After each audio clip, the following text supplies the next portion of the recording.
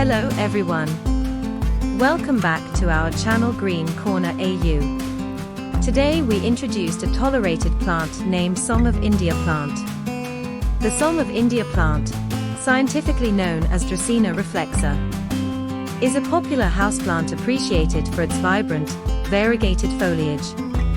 It thrives in bright, indirect light and prefers a warm, humid environment.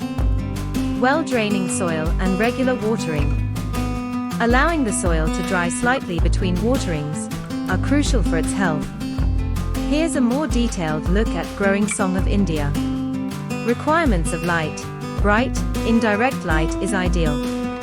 Avoid direct sunlight, which can scorch the leaves.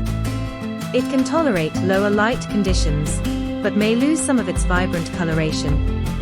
About soil. Use a well-draining potting mix. A mix of peat, pine bark, and perlite is a good option. For watering, keep the soil moist but not waterlogged. Allow the soil to dry out slightly between waterings. Use room temperature. Filtered water if possible, as the plant can be sensitive to fluoride and chlorine in tap water. We consider to provide knowledge and experience to grow green in small space in urban areas and apartments. Please like, share and subscribe the channel for more.